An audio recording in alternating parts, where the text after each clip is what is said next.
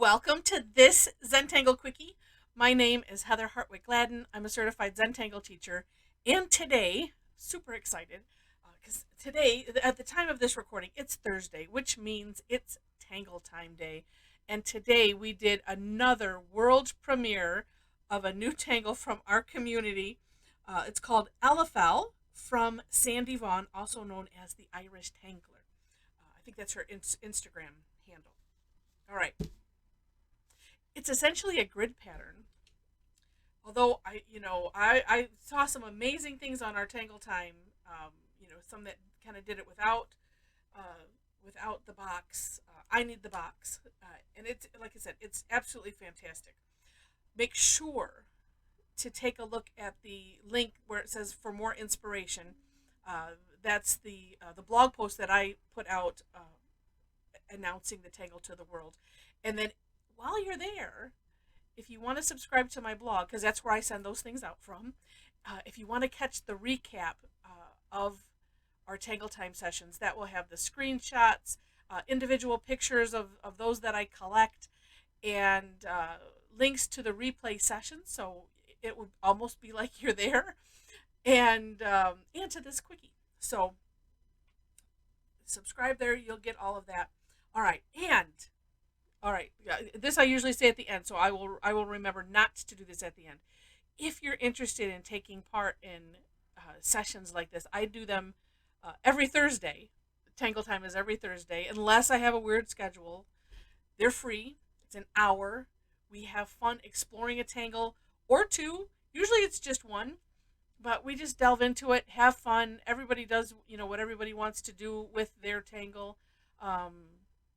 And it's amazing, absolutely amazing. It's so much fun. So if you'd like to join us, information is on my website about that, as well as places to follow me for when I post classes. All right, now to LFL. So like I said, it's a grid pattern. I'm just going to do one box, and so about halfway up the sides, you play with it, we're going to draw a straight line curving up, not quite to the center. And then here's where I'm going to do from here and go down. Oh, well, someday I'll get it kind of centered. But you know what? This is Zentangle. It is intended to be non-representational. This one was inspired by Claddagh rings. And you can read that whole story. It's beautiful. In that for more inspiration link, and the meaning of those rings. So if you're not Irish and you're not familiar, it's just beautiful and perfect for our Tangle Addicts Valentangles season. All right, once you have those, then we're gonna do kind of a weird-ish curved line. Make it a little steep, like have it curve a lot at first, and then you can kind of even it out. Or you know what, you can just do a good old C-shaped curve line. It's up to you. So I'm going to start at the point and come down to about halfway, wherever it lands, and then we're going to do the opposite. We're going to mirror that on this side, like so. So a little bit more curve up at the top, I guess. Then we're going to clip, air quotes, these corners off and fill those in. It's kind of like rounding, but not really rounding. I don't know what we would call it.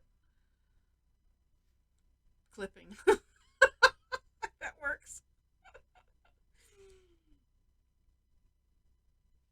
All right. Well, let's just stay within the lines, Heather.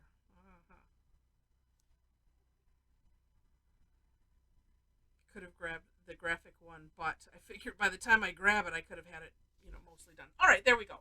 So just a little clip off of the corner like that and fill it in. Then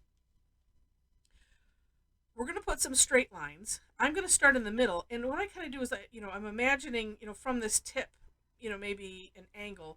It's not that big of a deal. So, how they end up, but we're going to leave, some space here. And I'm going to kind of aura or use this angle as a guide. And I'm going to start off with one. There's going to be 3 lengths. I'm starting off with the middle one in the middle. And then I'm going to go a little bit longer here. So dividing the space first, then subdividing this space, and we'll subdivide this space. Each one getting, a little smaller. When I think in my step out I had some that were kind of even. It's all okay. Like I said, it's Zentangle. It's supposed to be non-representational, so whatever happens, happens. Just go with it. It's all good. Same thing on this side.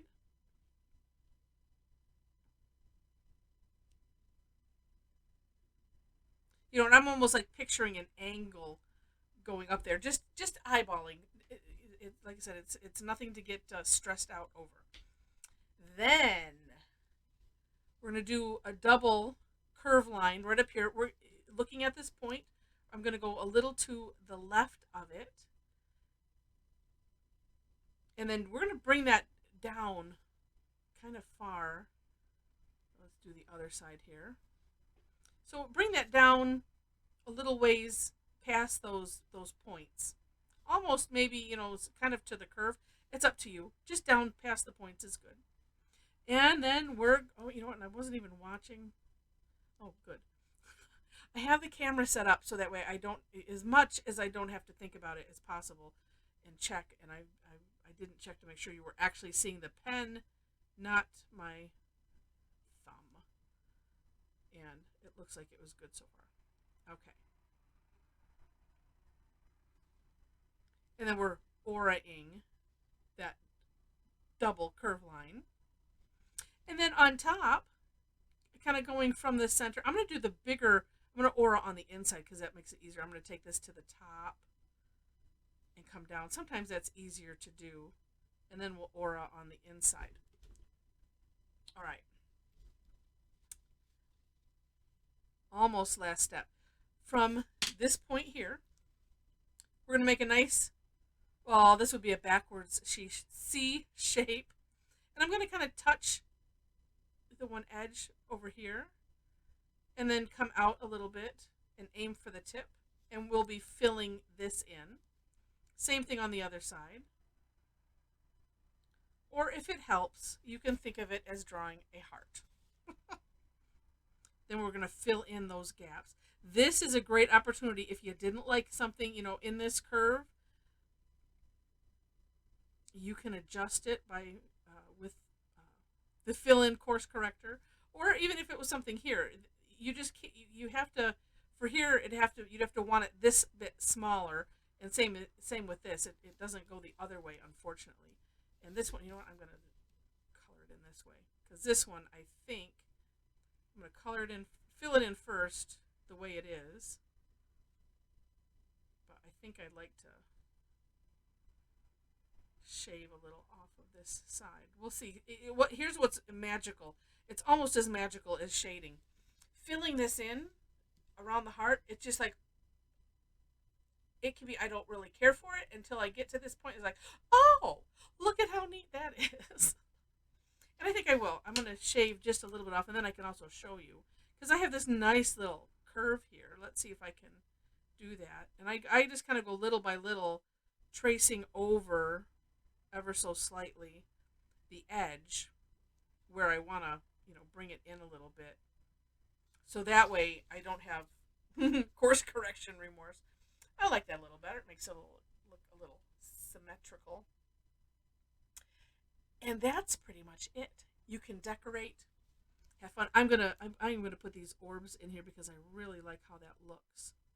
So just being real careful, putting orbs in from top to bottom, making sure they're packed in tightly, and then I'll come back and fill in those little gaps.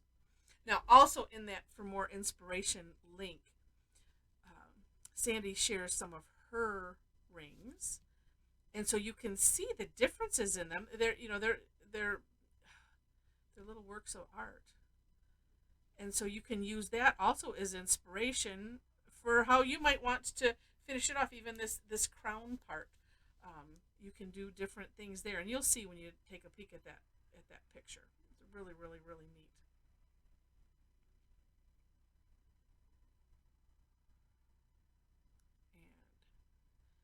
is always nice just to fill in those little gaps.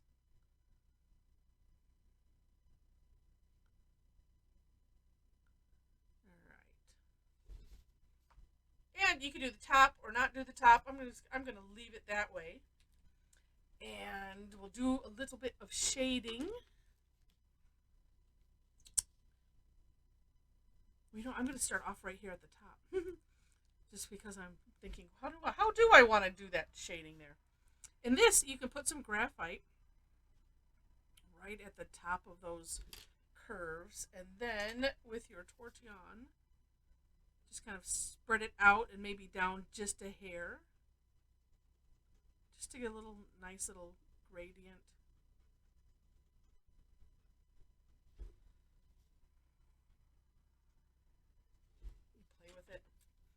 And then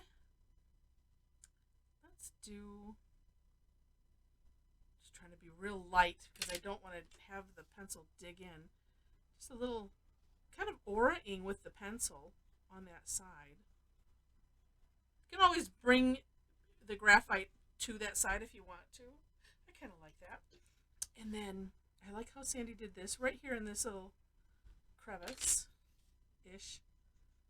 Right where we took that little corner and that curve line. Can do that. Can add. Mine's kind of small. I'm just going to put some down here at the bottom.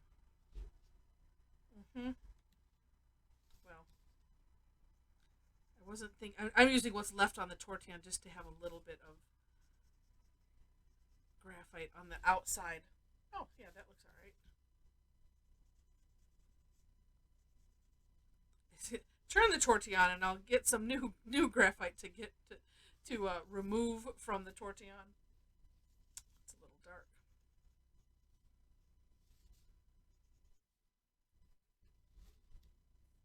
There we go. I hadn't tried that before. Yeah. Then could also, why not? Just a little aura.